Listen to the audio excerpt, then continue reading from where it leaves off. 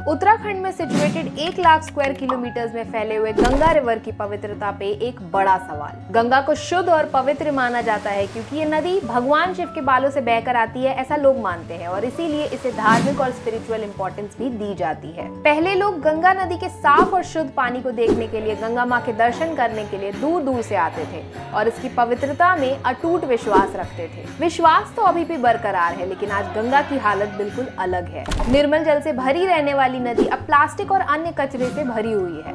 नदी के किनारे और पानी के अंदर littered plastic bottles, polythene bags और इंडस्ट्रियल वेस्ट भर गया है। जहां पहले गंगा की निर्मलता और सुकून भरी लहरें देखी जाती थी, वहां आज गंगा की गहराई और खुशबू को पल्यूटेड वेस्ट ने ढक दिया है। ये सिचुएशन एक बड़े सामाजिक और एनवायरमेंटल क्राइसिस का संकट है जो हम सबको जागरूक करने की जरूरत है। हर रोज प्लास्टिक से भरे लगभग 2000 गार्बेज ट्रक्स के वेस्ट ओशंस, सी और रिवर्स में डंप किए जाते हैं। प्लास्टिक पोल्यूशन एक ग्लोबल प्रॉब्लम और one of the biggest environmental crisis हो चुका है। हर साल 19 से 23 million ton plastic waste aquatic ecosystem को पल्यूट करता है।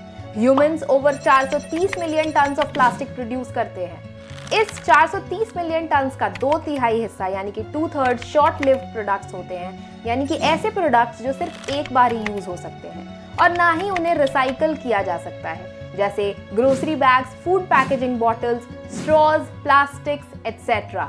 मिलियन टन्स ऑफ वेस्ट जब प्रॉपर्ली डिस्पोज नहीं किए जाएंगे तो ऑब्वियसली उसके बहुत से कॉन्सिक्वेंसेस देखने मिलेंगे। फूड वेस्ट, प्लास्टिक वेस्ट से लेकर इलेक्ट्रॉनिक और टेक्सटाइल वेस्ट तक डिस्पोज ना होने पर ग्रीन हाउस गैसेज और पॉइजनस केमिकल्स रिलीज करते हैं, जिससे ना जाने कितनी तरह की बीमारियां होती है और साथ ही वाइल्ड लाइफ के लिए भी ये काफी हार्मफुल है। जो एनिमल्स गलती से प्लास्टिक खा लेते हैं उन्हें बहुत ज्यादा तकलीफ होती है और अक्सर ये उनकी मौत का कारण बन जाता है। जब एनिमल्स प्लास्टिक को स्वॉलो कर लेते हैं तो ये उनके पेट को भर देता है और भूख का एहसास कम कर देता है, जिसकी वजह से वो कम खाना शुरू कर देते हैं और अल्टीमेटली मर जाते हैं। But have you ever thought million tons of waste and plastics आते कहां से हैं? The answer is very simple, over consumption. जरूरत से ज्यादा चीजों को कंज्यूम करना ओवर कंजम्पशन कहलाता है। जहां एक तरफ 783 मिलियन लोग भूखे रह जाते हैं, उन्हें खाना नहीं मिल पाता, वहीं दूसरी तरफ कंज्यूमर्स को अवेलेबल फूड का 19% एनुअली वेस्ट हो जाता है। सिर्फ इतना ही नहीं, प्लैनेट पर रिलीज होने वाला ग्रीन हाउस गैस लगभग 8 से 10%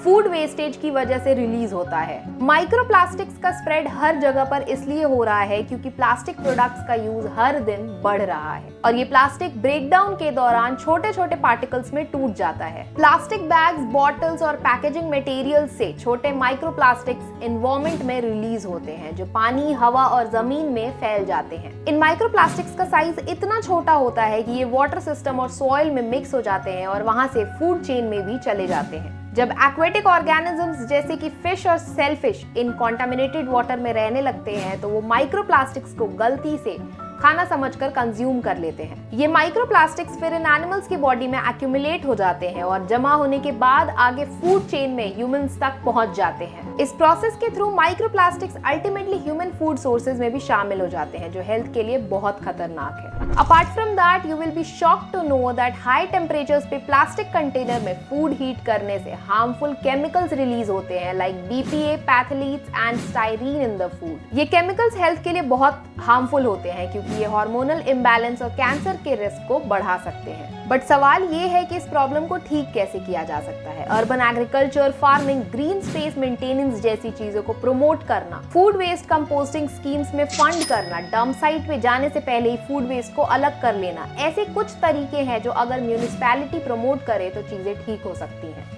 बट इन सब में हमारी रिस्पॉन्सिबिलिटी क्या होनी चाहिए? हमारी रिस्पॉन्सिबिलिटी होनी चाहिए कि हम सब सिर्फ वही खरीदें जिसकी हमें जरूरत है। ओवर कंजम्पशन ना करें, प्लास्टिक का कम से कम यूज करें और अगर यूज करें भी तो उसको प्रॉपर्ली डिस्पोज करें। You will be surprised to know globally लगभग 25% वेस्ट अनकलेक्टेड रह जाता है और जो कलेक्ट हो जाता है उसका 39% प्रॉपर्ली मैनेज नहीं हो पाता है। एनुअली गार्बेज कलेक्शन और वेस्ट डिस्पोजल यानी वेस्ट मैनेजमेंट में लगभग $361 बिलियन खर्च होते हैं। तो अगर अनकंट्रोल्ड डिस्पोजल और वेस्ट जनरेशन को खत्म करके रिसाइकलिंग को बढ़ावा दिया जाए तो 2050 तक एनुअल नेट गेन $108.1 बिलियन तक हो सकता है। आपको क्या लगता है कि हर प्रॉब्लम के लिए सरकार को दोषी ठहराना सही है, या कभी हम सबको खुद भी चीजों की जिम्मेदारी उठानी चाहिए? How did you like this video? Let me know in the comments. और अगर आपको देश में बढ़ रहे रेप केसेस की रियलिटी जाननी है, then you can watch this video.